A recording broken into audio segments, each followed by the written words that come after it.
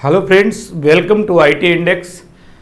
आज की वीडियो में हम लोग जो बात करेंगे वो प्रोटोकॉल्स के बारे में बात करेंगे। प्रोटोकॉल्स मैंने इसलिए बोला क्योंकि हम लोग कंप्लीट एक सीरीज लेके आ रहे हैं। किस चीज़ की? देखो ऊपर क्या लिखा हुआ है, प्रोटोकॉल सीरीज।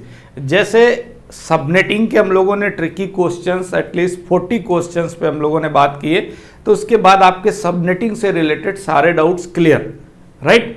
सेम थिंग अगर मैं अब प्रोटोकॉल्स के बारे में बात करूंगा तो जो भी प्रोटोकॉल्स है अप्रॉक्स 40 टू 50 प्रोटोकॉल्स, 40 से 50 प्रोटोकॉल्स, इनको इजी एक्सप्लेनेशन के साथ आपके साथ बात करेंगे कि ये प्रोटोकॉल किस तरीके से काम करते हैं, वन बाय वन सभी प्रोटोकॉल्स के बारे में, राइट।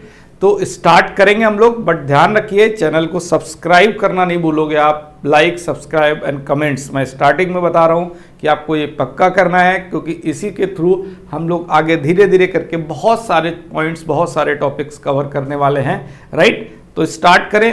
फर्स्ट ऑफ ऑल हमने जो चूज़ किया है वो TFTP चूज किया है, ठीक है। TFTP stand for trivial file transfer protocol. Trivial file transfer protocol का मतलब ये हुआ कि ये प्रोटोकॉल फाइल ट्रांसफर करने के लिए यूज किया जाता है। आप लोगों ने जब राउटर एंड स्विचेस के बैकअप की बात सुनी होगी या किया होगा बैकअप, उस टाइम पे TFTP सर्वर के बारे में काफी अच्छे से सुना होगा, राइट। तो अब TFTP सर्वर का क्या रोल है? With help of TFTP protocol हम TFTP सर्वर कॉन्फ़िगर कर सकते हैं, right, with help of this service. तो इसकी हेल्प से हम क्या क्या फंक्शन कर सकते हैं और क्या क्या यूज, मतलब इसकी वर्किंग क्या है, ये कैसे काम करता है trivial file transfer protocol, right, इसके बारे में बात करते हैं। स्टार्ट करता हूं। It is a type of protocol to transfer file all the networking like router and switches. मैंने बोला है कि इसका काम क्या होता है। जैसे राउटर है, उसका अपना iOS है, तो उसको बैकअप लेना है आपको अपने सिस्टम पे, तो बैकअप ले सकते हो, TFTP सर्वर पे बैकअप लेके रख सकते हो, या फिर आपके पास ऑलरेडी बैकअप है, उसको राउटर या स्विच पे रिस्टोर कराना चाहते हो तो with help of TFTP server कर सकते हैं। क्लियर? सेकेंड थिंग, TFTP जो सर्वर है वो application layer protocol, sorry TFTP जो प्रोटोकॉल है वो एप्लीकेशन लेयर प्रोटोकॉल है। एप्लीकेशन लेयर प्रोटोकॉल्स को याद दिलाएं तो HTTP एप्लीकेशन लेयर प्रोटोकॉल है, DNS एप्लीकेशन लेयर प्रोटोकॉल है, टेलनेट एप्लीकेशन लेयर प्रोटोकॉल है। क्लियर हो रही होंगी सारी चीजें। इस तरीके से अगर बात करें तो TFTP भी एप्लीकेशन लेयर प्रोटोकॉल है, राइट। एंड TFTP जो पोर्ट नंबर यूज करता है वो 69 यूज करता है। मैंने प्रीवियसली एक वीडियो दिया था जो काफी इंपॉर्टेंट है। वो वीडियो ये था कि port number and protocol number में क्या डिफरेंस है। मुझे लगता है कि जितने लोग नेटवर्किंग पढ़ रहे हैं उसमें से 60-70% लोग ऐसे होंगे जिनके पास port number and protocol number का डिफ्रेंशिएट करना बड़ा मुश्किल हो जाता है, राइट। यह डाउट क्रिएट रहता है हमेशा port protocol number and port number के बीच में। तो प्रीवियसली हम लोगों ने बात की थी इस टॉपिक के अंदर जिसमें मैंने प्रोटोकॉल नंबर और पोर्ट नंबर के बारे में बात की थी। तो डिफरेंसेस बताए थे कि पोर्ट नंबर वो यूज करता है जिसका अपना कोई फ्रेमवर्क नहीं होता। तो आप समझिए ये प्रोटोकॉल पोर्ट नंबर यूज कर रहा है 69, बट प्रोटोकॉल नंबर यूज कर रहा है 17। किसका? UDP। It means transport layer पे जो TFTP प्रोटोकॉल है, ट्रांसपोर्ट लेयर पे UDP प्रोटोकॉल यूज करेगा। तो फ्रेमवर्क किसका यूज करेगा? UDP का यूज करेगा, इसलिए इसका प्रोटोकॉल नंबर क्या होगा? 17।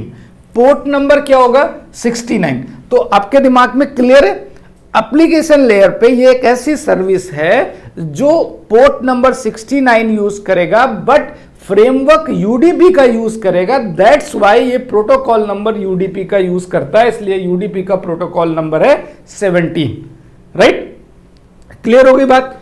आफ्टर दैट मैंने लिखा है no owned framework depend on the UDP। Obvious सी बात है, इसका अपना कोई फ्रेमवर्क नहीं है, UDP पे डिपेंड है, ट्रांसपोर्ट लेयर का UDP प्रोटोकॉल यूज करता है, राइट।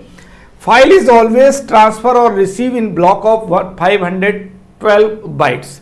मींस जब TFTP सर्वर और क्लाइंट के बीच में जब ट्रैफिक डेटा ट्रांसफर होगा, राइट, पैकेट ट्रांसफर होंगे, उस टाइम पे जो उसका साइज है वो ब्लॉक का साइज कितना है? 512 बाइट।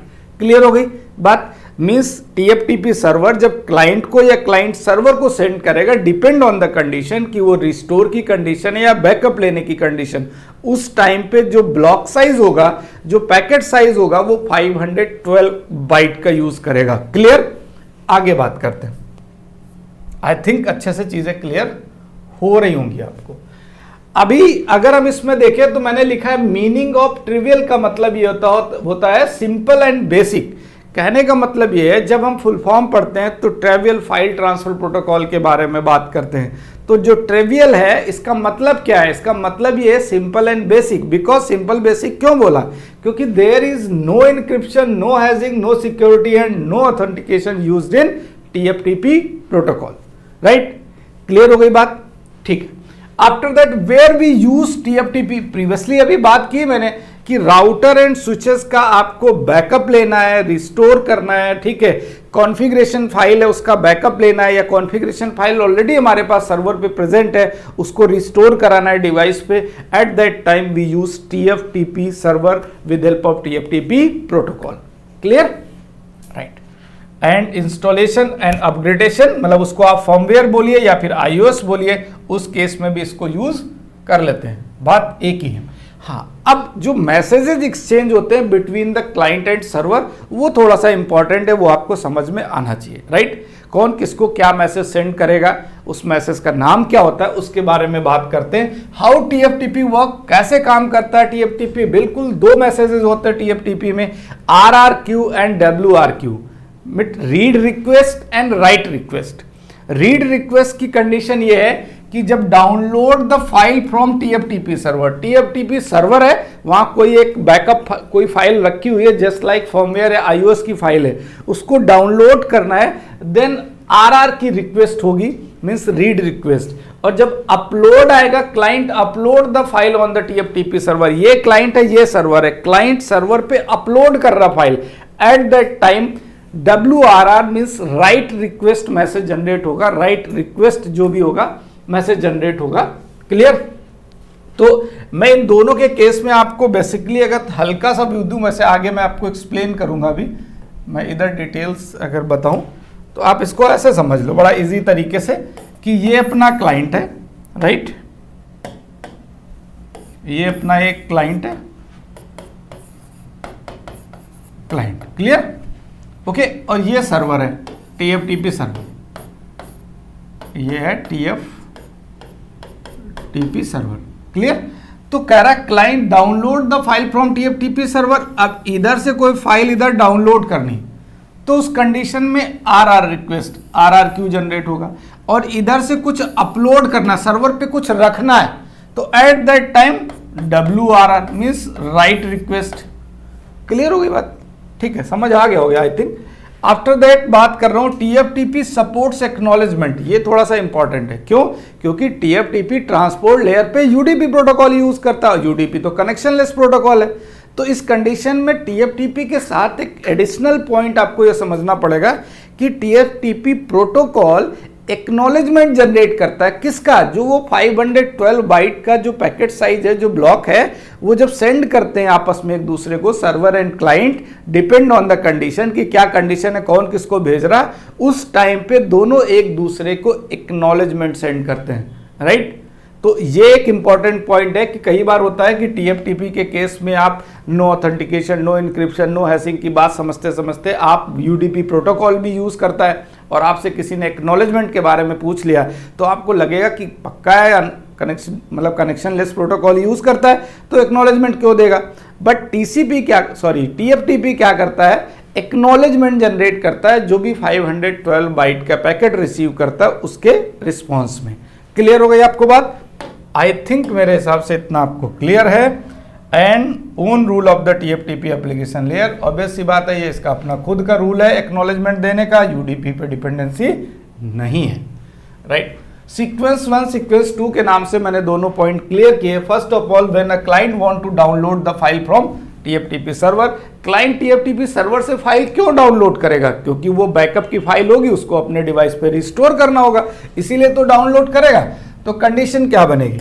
कंडीशन ये बनेगी कि ये मान के चलता हूं कि मेरा है सर्वर, राइट, ये अपना टीएफटीपी। अच्छे से समझिएगा, बहुत इंपॉर्टेंट चीजें हैं।